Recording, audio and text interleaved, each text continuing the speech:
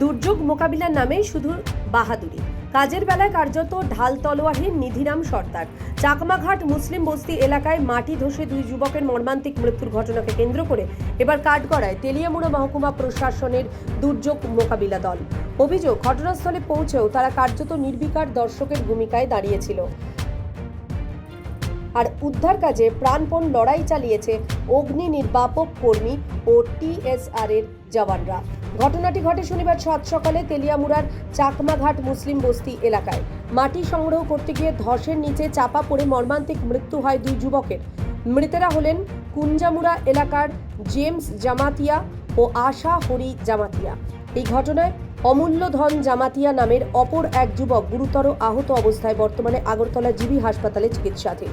স্থানীয় সূত্রে জানা গেছে, বাড়ির কাজের জন্য গাড়ি নিয়ে মাটি কাটতে গিয়েছিলেন তারা। আচমকাই ওপর থেকে এক বিশাল মাটির স্তূপ ভেঙে পড়লে তিনজনেই মাটির নিচে চাপা পড়ে যান। দুর্ঘটনার খবর পেয়ে প্রথমে স্থানীয় বাসিন্দা, অগ্নি নির্বাপক বাহিনী এবং টিএসআর দ্বাদশ বাহিনীর জওয়ানরা দ্রুত ঘটনাস্থলে এসে উদ্ধার কাজে ঝাঁপিয়ে পড়েন। কিন্তু অভিযোগ উঠেছে মহকুমা প্রশাসনের দুর্যোগ মোকাবিলা দলের বিরুদ্ধে। প্রত্যক্ষদর্শীদের দাবি, খবর পাওয়ার প্রায় 1 ঘন্টা পর ঘটনাস্থলে পৌঁছয় দুর্যোগ মোকাবিলা দল। শুধু তাই নয়, যেখানে তাদের উদ্ধার কাজের নেতৃত্ব দেওয়ার কথা সেখানে দলের সদস্যদের কার্যত হাত গুটিয়ে দর্শকের ভূমিকায় দাঁড়িয়ে থাকতে দেখা যায়। অন্যদিকে টিএসআর ও দমকল কর্মীরাই প্রাণপণ লড়াই চালিয়ে মাটির নিচ থেকে 3 জনকে উদ্ধার করে হাসপাতালে পাঠান, যেখানে চিকিৎসকরা 2 জনকে মৃত বলে ঘোষণা করেন। ধরেন 15-20 মিনিট পরে অ্যাম্বুলেন্স আর ফায়ার সার্ভিস গেছে। আচ্ছা, মহকুমা প্রশাসনের সিভিল ডিফেন্সের ভলান্টিয়াররা গেছিল নি ঘটনাস্থলে? সিভিল ডিফেন্সের ভলান্টিয়ারও গেছে না। গেছে না? না। তারা মনে করেন খবর পাইছেনি দুর্যোগ মোকাবেলা যে দল আছে? লাস্টে পাইছে বোধহয়, তারা গেছে। এখন লাস্টে যারা প্রথম যে মাটির ভিতরে ঢুকছে, যে 2 জনের মধ্যে 1 জন পাওয়া গেছে। আর পরে লাস্টে যে লোক মৃতদেহর যে বার হয়েছে, লাস্টে বার করুন সবাই তারা গেছে। এই মর্মান্তিক ঘটনাকে কেন্দ্র করে মহকুমা প্রশাসনের গাফিলতি ও উদাসীনতার বিরুদ্ধে তীব্র ক্ষোভ ছড়িয়েছে এলাকায়।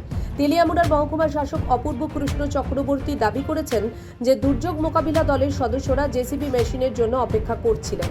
যদিও স্থানীয়দের দাবি, জেসিবি আসার আগেই দমকল ও টিএসআর জওয়ানরা উদ্ধার কাজ শেষ করে ফেলেন।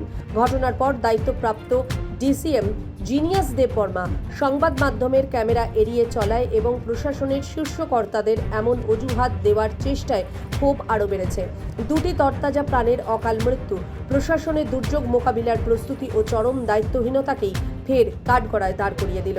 এখানে যে জিনিসটা আপনারা লক্ষ্য করেছেন, হয়তো আপনারা দেখেছেন বা আপনাদের কাছে ভিডিও ফুটেজ থাকতে পারে, যেই জিনিসটা আমি স্পষ্টীকরণ করে দিচ্ছি, ল্যান্ডস্লাইডের মধ্যে সবচেয়ে বড় ভূমিকা হচ্ছে ড্রজারের। তো ড্রজার আমরা ইমিডিয়েটলি জোগাড় করতে পেরেছি এবং ড্রজার আসা পর্যন্ত ওরা এখানেই ছিল, দাঁড়িয়েছিল, কারণ ড্রজারটা আসার পরেই তারা উদ্ধার কার্যটা শুরু করতে পারবে।